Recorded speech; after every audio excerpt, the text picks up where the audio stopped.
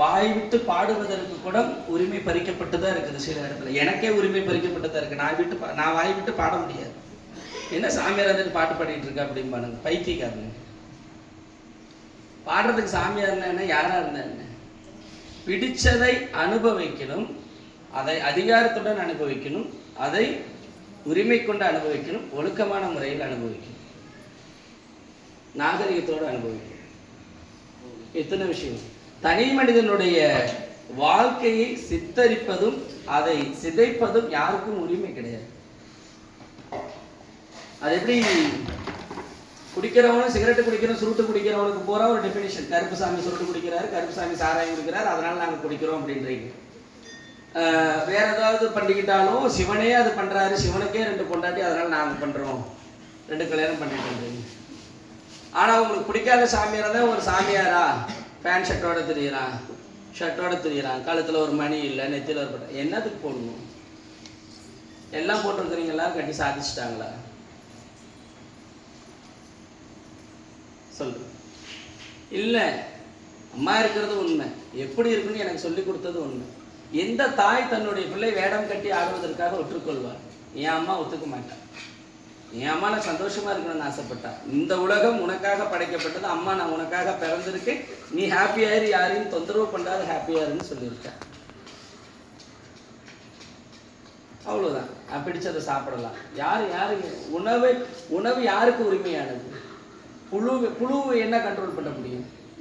புழு நீ இதை சாப்பிடக்கூடாது, அதை சாப்பிடக்கூடாது, கொசு நீ இதை சாப்பிடக்கூடாது, அதை சாப்பிடக்கூடாது, நரி நீ இதை சாப்பிடக்கூடாது, அதை சாப்பிடக்கூடாதுன்னு உணவு அவரவர்களுடைய தனிப்பட்ட உரிமை. உணவுக்கும் கடவுளுக்கும் என்ன சம்பந்தம் இருக்கு? இந்த உணவு சாப்பிட்டா சாமி, பிடிச்சதை உண்டு வாழ்வது அவரவர்களுடைய விருப்பம். இதை சாப்பிட்டா கடவுள் இருக்காது, அதை சாப்பிட்டா கடவுள் இருக்காது, இதெல்லாம் தின்ற சாமி கும்பிடுற, அப்புறம் வேற எதை தின்றது? வேற எதை தான் தின்றது? சரி, கோவிலை நீ வச்சுக்க, நீ எதையும் திங்காத பார்க்கணும். கோவிலை வச்சுட்டு அம்பாவை வழிபாடு செஞ்சுக்கிட்டு இதில் வர்றது எல்லாமே எடுத்து நல்லது கெட்டது எல்லாம் பண்ணிக்கிட்டு நீ இருந்துக்கோ, நான் உனக்கு அர்ப்பணிக்கிறேன், நீ பார்க்கலாம் 1.5 மாதம் இருக்கிறியா? உன்னால 1 மணி நேரம் இருக்க முடியாது. அமாவாசை நாள் பாத்திரம் விளக்க முடியாது உன்னால. அமாவாசை நாளுக்கு இருக்கக்கூடிய குப்பையை கூட்டி உன்னால வார முடியாது.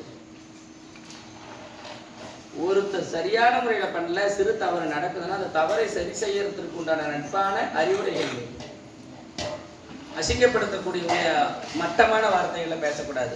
எல்லாரும் அம்மாவை கண்டு அப்பாவை கண்டுதான் பிறந்திருக்காங்க. யாருடைய அம்மா யாருன்றது யாருக்கு தெரியும்? என்னெல்லாம் ஒருத்தங்க எங்க அம்மாவெல்லாம் அப்படி பேசியிருக்கான், எனக்கு அம்மான்றது உள்ளதான், நீ இப்படி பிறந்தியா, அப்படி பிறந்தியா, அதுக்கு பிறந்தியான்னு என்னவோ பேச. யாருடைய அம்மாவை யாரை விமர்சனம் செய்யுது? அசிங்கமா இல்லை. இத்தனைக்கும் அவர் ஒரு சிவன் கோவில்ல பூசாரி. அந்த ஐடியால நான் பார்த்தேன், ஏதோ கடலூர் சம்திங். நீ வணங்கக்கூடிய தெய்வம் உண்மை என்றால் உன்னுடைய வாயில் அந்த வார்த்தை வந்திருக்க கூடாது. நீ பிறந்தது உண்மை என்றால் உன் வாயில். அப்ப என்ன வக்ரம்? அட என்னவோதான் ஆடிட்டு போறானே, அவனை பார்க்கறதுக்கு 4 பேர் இருக்காங்க,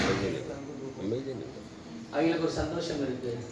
எவனாச எதையாச கையை ஊனி காலை ஊனி கடவுளுடைய அடையாளத்தால ஏதோ ஒரு பக்கம் மேல வந்துட்டா பொறுக்கிறது இல்லை.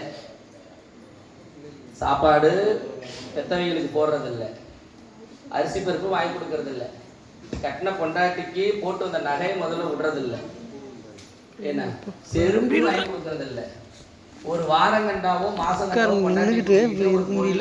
ஒரு கடைக்கோ ஒரு சந்தோஷமா இருக்கக்கூடிய இடத்துக்கு போறதுக்கு துப்பு இல்லை. ஒரு அம்மா அப்பாவுக்கு என்ன பிடிக்குன்னு தெரிஞ்சு அதை வாங்கி கொடுக்க யோக்கியதை இல்லை. என்ன ஒரு சொந்தக்காரருக்கு ஆபத்துனா ஓடி போய் ஒரு ஹாஸ்பிட்டல்ல என்னாச்சு ஏதாச்சுன்னு கேட்டு 10 ரூபாய் உதவி பண்றதுக்கு வக்கு இல்லை. எதுவும் இல்லாத இதையெல்லாம் நான் சரியாக செய்து கொண்டு என்னை சுற்றி இருப்பவர்களையும் சரியாக செய்யப்பட வேண்டும் என்று அவர்களுடன் பயணித்துக் கொண்டு எனக்காக என்னை அர்ப்பணிக்கிறது, நான் ஒருத்தருக்காக அர்ப்பணிக்கிறதுல கொண்டுகிட்டு வாழக்கூடிய வாழ்க்கையில யாரும் விமர்சனம் செய்யக்கூடாது. குழந்தைகளுக்கு இதெல்லாம் சொல்லி கொடுத்து வளர்க்கணும். யாருடைய மனதையும் புண்படுத்துவதற்காக இந்த மானிட ஜென்மம் நம்ம எடுக்கல, தேவையும் இல்லை. ஆகாயத்துல கழுகு பறக்குதுன்னு நாம கையை பிடிச்சிட்டாருன்னா பறந்துருவோமா? கழுகுக்கு பறக்கிற குணம், கழுதைக்கு சுமக்கிற குணம், குதிரைக்கு கணக்கிற குணம், மனுஷனுக்கு காக்கின்ற குணம். காக்கணும், எவ்வளவு நம்ம பாதுகாக்கணும்.